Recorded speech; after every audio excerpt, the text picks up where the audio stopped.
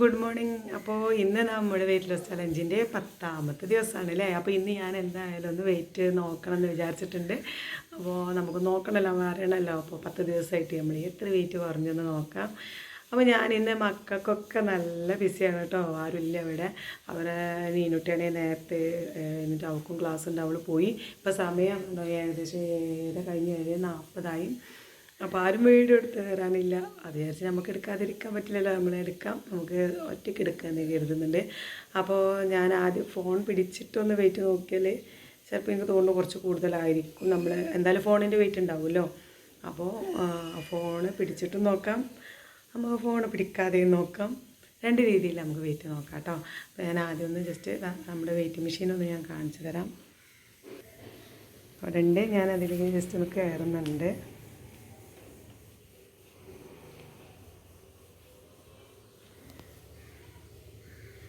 അപ്പോൾ നമ്മുടെ വെയിറ്റ് എന്ന് പറയുന്നത് അങ്ങനെ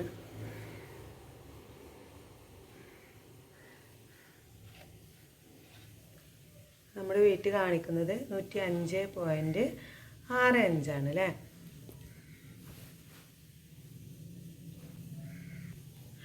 അപ്പോൾ ഞാനിനി ഫോൺ എടുക്കാതെ ഒന്ന് കയറി നോക്കാം എത്രയുണ്ടെന്ന്. അപ്പോൾ ഞാൻ ഫോണ് ജസ്റ്റ് സോഫമ്മൽ ഇവിടെ വെച്ചിട്ട് കയറി നിന്ന് ഞാൻ ഇറങ്ങിയതിന് ശേഷം വീഡിയോ എടുത്തതാണ് കേട്ടോ ഇത്. അപ്പോൾ ഇനി കറക്റ്റ് 105 കേട്ടോ. അപ്പോൾ നമ്മൾ ഫോണിൻ്റെ ആ വെയിറ്റ് ആയിരുന്നു 65 ഗ്രാം അത് കാണിച്ചിരുന്നത്. 105.65 ഉണ്ടായിരുന്നല്ലോ. ആ ഒരു 65 കാണിച്ചിട്ടുണ്ടായിരുന്നത് ഫോണിൻ്റെ കൂടി വെയിറ്റ് ആയിരുന്നു. അപ്പോൾ കറക്റ്റ് വെയിറ്റ് 105 കേട്ടോ. അപ്പോൾ നമ്മൾ സ്റ്റാർട്ടായപ്പോൾ തുടങ്ങുമ്പോൾ നമ്മുടെ വെയിറ്റ് എന്ന് പറയുന്നത് 107.9 ആയിരുന്നു. അപ്പോൾ നമുക്ക് 2.9 അല്ലേ, അതായത് 3 കിലോൻ്റെ അടുത്ത് തന്നെ നമ്മൾ കുറഞ്ഞിട്ടുണ്ട്. അപ്പോൾ മൊത്തത്തിൽ ഒരു 1-ാം തീയതി മുതൽ 10 ദിവസം കൊണ്ട് നമ്മൾ 3 കിലോനാണ് കുറഞ്ഞിട്ടുള്ളത്. ഇങ്ങനെ ഇതേപോലെ പോവുകയാണെന്നുണ്ടെങ്കിൽ നമ്മൾ എന്തായാലും ഒരു 8 കിലോനോ എങ്കിലും എന്തായാലും കുറയും. പക്ഷേ ഇതേപോലെ പോകണം, മാറാൻ പാടില്ല അല്ലേ. അപ്പം ഞാൻ നീനുട്ടിക്ക് രാവിലെ പതിവ് പോലെ തന്നെ നേരത്തെ ആയിരുന്നു ക്ലാസ്.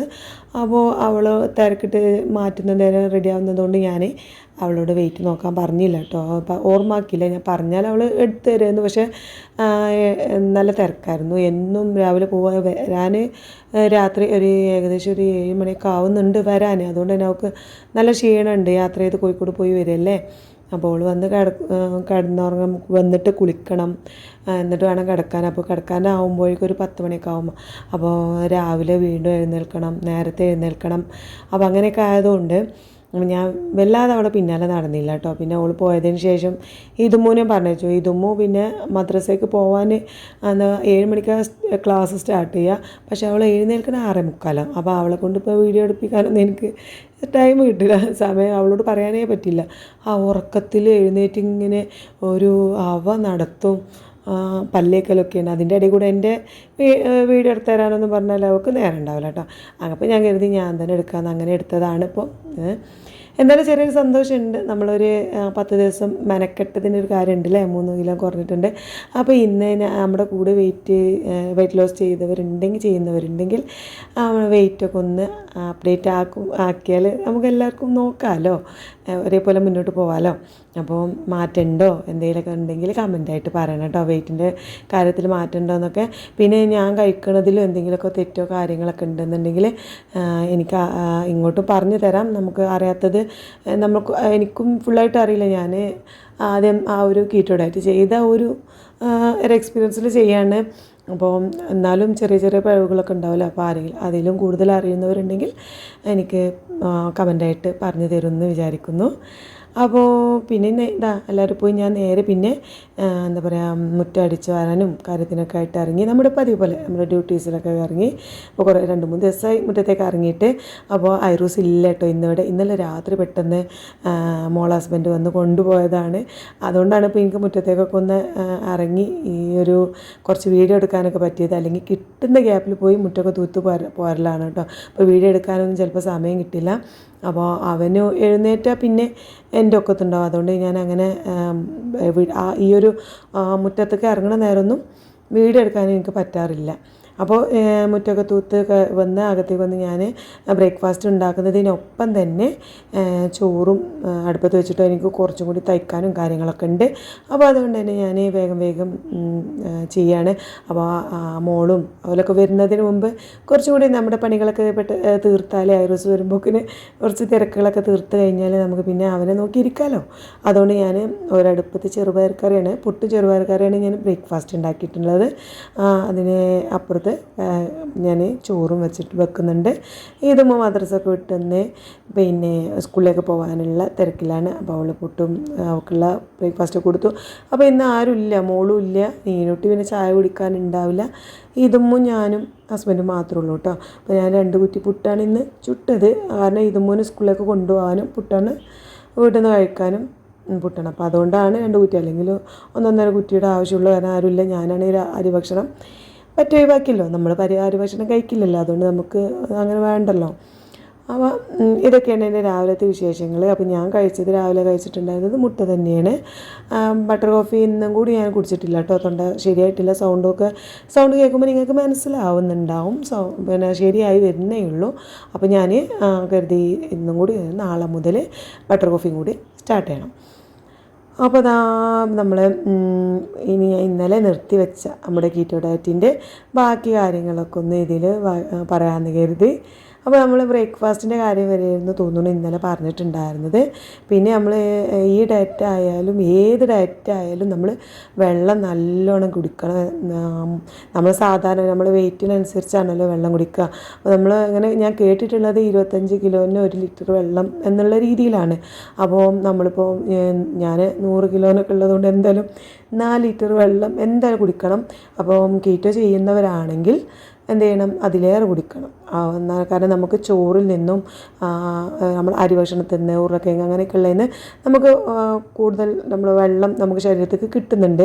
ഇതങ്ങനെയൊന്നുമില്ല, നമുക്ക് ഒന്നും വെള്ളമുള്ള സംഭവങ്ങളൊന്നുമില്ലല്ലോ, ഒക്കെ ഫാറ്റാണ്. അത് ഈ കീറ്റോൻ്റെ പേരാണ് LCHF, ലോ കാർബ്, പിന്നെ ഹൈ ഫാറ്റാണല്ലോ. അപ്പോൾ ഇതിൽ ഫാറ്റ് അടങ്ങിയ സംഭവങ്ങളാണ് നമ്മൾ കൂടുതൽ കഴിക്കുന്നത്. അതുകൊണ്ട് നമ്മൾ നല്ലവണ്ണം വെള്ളം കുടിക്കണം. പിന്നെ അതാണ് അതിൻ്റെ ഒരു മെയിൻ കാര്യം. ഏത് ഡയറ്റ് ആണെങ്കിലും വെള്ളം കുടിക്കണം. എല്ലാവർക്കും അറിയുന്ന കാര്യം തന്നെയാണ്, എന്നാലും ഞാൻ പറഞ്ഞു തന്നേ ഉള്ളൂ കേട്ടോ. ഇതൊക്കെ ഇപ്പോൾ എല്ലാവർക്കും അറിയുന്നതായിരിക്കും. അപ്പോൾ ഞാൻ ബ്രേക്ക്ഫാസ്റ്റായിട്ട് നമ്മൾ എന്താ ചെയ്യുക, മുട്ട തന്നെയാണ് ഞാൻ കീറ്റോ ഡയറ്റിലായെന്ന് കഴിച്ചിട്ടുണ്ടായിരുന്നത്. രാവിലെ എണീറ്റ പണി ഞാൻ ഒരു ബട്ടർ കോഫി കുടിക്കും. അതിലേക്ക് നട്ട്സുകളൊക്കെ എന്താ പറയുക, ഈ ബദാം അങ്ങനത്തെ കഴിച്ചിട്ട് പിന്നെ 10-11 മണിക്കാണ് നമ്മൾ മുട്ട അതിൽ ഒക്കെ കഴിക്കാറ്. പിന്നെ ഞാൻ ഈ ഒരു ഇടനേരം ഉണ്ടാവുമല്ലോ, ഒരു 10 മണിൻ്റെയും 1 മണി നമ്മൾ ഫുഡ് ഒരു ലഞ്ചിൻ്റെയൊക്കെ ഇടയിലുള്ള ആ ഒരു സമയം വിശക്കുകയാണെങ്കിൽ നമ്മളെന്ത് ചെയ്യും, നാരങ്ങ നല്ല പിഴിഞ്ഞ് എന്താ പറയുക അതിലേക്ക് ഇത്തിരി ഉപ്പിട്ടിട്ട് ഞാൻ ചൂടുവെള്ളം പാരാണ് ഉണ്ടായിരുന്നത്. അതും നല്ലതാണെന്ന് കേട്ടിട്ടുണ്ട്. ചൂടുവെള്ളത്തിൽ നാരങ്ങ പിഴിഞ്ഞ് കുടിക്കുന്നത് അലർജിയൊക്കെ ഉള്ളവർക്ക് നല്ലതാണെന്ന് കേട്ടിട്ടുണ്ട് കേട്ടോ. അപ്പം ഒരു 11 മണി 12 മണീൻ്റെയൊക്കെ ആ സമയത്ത് ഞാനതായിരുന്നു കുടിച്ചിട്ടുണ്ടായിരുന്നത്. അതിലേക്ക് ഒരു കക്കരിയുടെ പകുതി ഒക്കെ കട്ട് ചെയ്ത് കഴിക്കാറുണ്ടായിരുന്നു. അതുപോലെ അവക്കാഡോ കൊണ്ടുവന്ന് അതും കഴിക്കാറുണ്ടായിരുന്നു. അങ്ങനെയൊക്കെയാണ് എൻ്റെ ഒരു ഇടനേരം കഴിച്ചിട്ടുണ്ടായിരുന്നത്. പിന്നെ ഇത് തന്നെയാണ്, വേറെ ഒന്നും ആ നേരം ഞാൻ കഴിക്കാറില്ല കേട്ടോ. ഈ ഒരു ലൈം ജ്യൂസ്, അത് നമുക്ക് എന്താ വെച്ചാൽ ലൈം നല്ലതാണ്. നാരങ്ങൻ്റെ കാര്യം പറയേണ്ട ആവശ്യമില്ലല്ലോ, നമുക്ക് ക്ഷീണമൊന്നും ഇല്ലാതെക്കാനും എല്ലാത്തിനും നല്ലതാണല്ലോ നാരങ്ങ എന്ന് പറയുന്നത്. അപ്പോൾ അതുകൊണ്ട് ഞാനത് അത് എന്നും കുടിക്കാൻ ശ്രമിക്കാറുണ്ടായിരുന്നു. ഇപ്പോൾ നടക്കുന്നില്ല, നീ കുറച്ച് നാരങ്ങയൊക്കെ വാങ്ങണം. ഇപ്പം പറഞ്ഞപ്പോഴാണ് കേട്ടോ എനിക്ക് ഓർമ്മ വന്നത്, ഞാൻ ഇപ്പോഴത്തെ ഡയറ്റിന് അത് കുടിക്കാറില്ലല്ലോ എന്ന്. അപ്പോൾ എന്തായാലും ഞാൻ അതും ചെയ്യണം. അപ്പോൾ ഞാൻ കീറ്റോ ഡയറ്റ് ചെയ്തെന്ന് ഒരു 11:30-12 മണിക്ക് അതായിരുന്നു കുടിക്കാറ്.